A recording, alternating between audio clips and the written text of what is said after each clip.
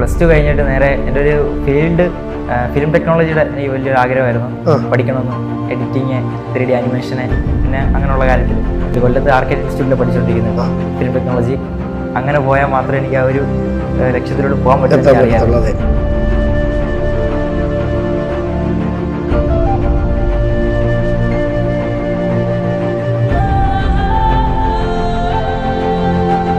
കുഞ്ഞാളെ തൊട്ട് Michael ജാക്സന്റെ dance സ്റ്റേജിൽ ചെയ്ത്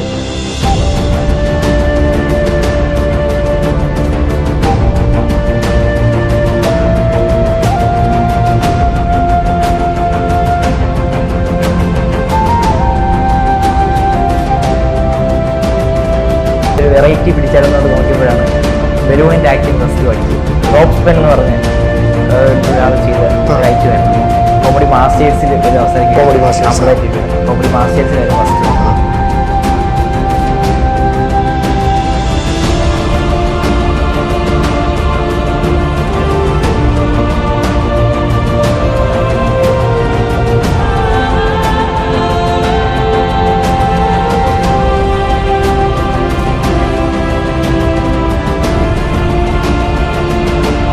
അത് കഴിഞ്ഞിട്ട് പിന്നെയും ഒരു വെറൈറ്റി ഇറക്കാമല്ലോ എന്ന് നോക്കിയപ്പോഴത്തേക്കും റിങ് ജേഡി എന്ന് പറഞ്ഞ ഒരു ആളെ കണ്ടു. ഒത്തിരി ഫ്രണ്ട്സ് എൻ്റെ അടുത്ത് ചോദിച്ചു ട്രൈ ചെയ്യുന്നു. ഒത്തിരി പേര് സപ്പോർട്ടാണ് ഇൻസ്റ്റഗ്രാമിൽ എല്ലാവരും. അപ്പോൾ അവർ ട്രൈ ചെയ്ത് ചോദിച്ചപ്പോഴത്തേക്കും ഞാൻ അന്നേരം ഈ ഒരു റിങ്ങിൻ്റെ സംഭവം ട്രൈ ചെയ്ത് നോക്കി. അത് കോമഡി ഉത്സവത്തിലേക്ക് ചെയ്യാൻ വേണ്ടി പറ്റി.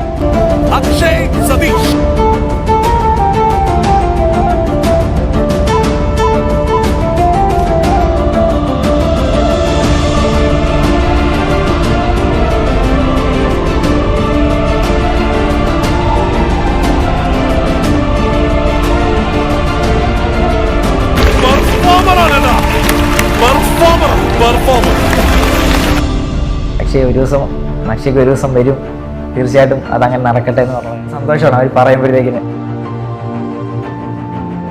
സിനിമയുടെ കൊറിയോഗ്രാഫർ ആവണമെന്നല്ല പറഞ്ഞത് അല്ലെ? ആ ലക്ഷ്യത്തിലെത്താൻ അത് മാത്രമല്ല, താങ്കൾ വേറെ തൊഴിൽ ചെയ്തുകൊണ്ടാണ് അവിടേക്ക് എത്തുന്നത്. താങ്കളുടെ പാഷന് സാധിക്കുന്നുണ്ട്.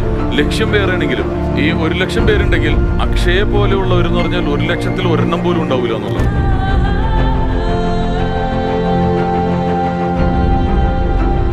മധുര ശബ്ദത്തിലെ പാട്ടിനു കൂട്ട് വായിക്കാം. കൊല്ലം പട്ടാഴി ബീറ്റ് മ്യൂസിക് ബാൻഡ് യുവസമൂഹങ്ങൾ സംഗീത ലോകത്ത് ഒരുപാട് കാര്യങ്ങൾ ചെയ്യണം. വേറെ നമ്മൾ ഒരു കാര്യത്തിൽ ഫോക്കസ് ചെയ്യാതെ ഓൺലി സിനിമ, അല്ലെങ്കിൽ നമുക്ക് ഇഷ്ടമുള്ള കാര്യം. നിനക്ക് നല്ല ഗംഭീര ഒരു ആക്ടർ, ഒരു ആർട്ടിസ്റ്റ് നിനക്ക് നിൻ്റെ ഉണ്ട്. നല്ല ആക്ടറാണ്, നല്ല സിംഗറാണ്, നല്ല റിതം സെൻസിൻ്റെ അതെല്ലാം കൂടി ഒത്തിണങ്ങി കിട്ടുക എന്ന് പറയുന്നത് അപൂർവമായിട്ട് കിട്ടുന്നതാണ്. എനിക്ക് ഏറ്റവും ഇഷ്ടപ്പെട്ട നിന്റെ മൂവ്മെന്റ്സാണ്. നീ എന്ത് ചെയ്താലും അതിനൊരു അഴകുണ്ട്. ഓരോ കച്ചവടമെടുത്ത് വെക്കുന്നതിനും എന്ത് ചെയ്താലും അതിനൊരു പെർഫെക്ഷനുണ്ട്. അതൊരു തികഞ്ഞ കലാകാരന് കിട്ടുന്ന ഒരു എന്താ പറയുന്നത്, ദൈവദത്തമായ ഒരു സിദ്ധിയാണ്. പക്ഷേ കോൺഫിഡൻസ് ലെവൽ എന്ന് പറയുന്നത് ഒരു രക്ഷയില്ല. അസാധ്യമായതിൽ ജീവിക്കുക എന്ന് പറയും. അങ്ങനെ ജീവിക്കുന്ന ഒരു വലിയൊരു കലാകാരനാണ്.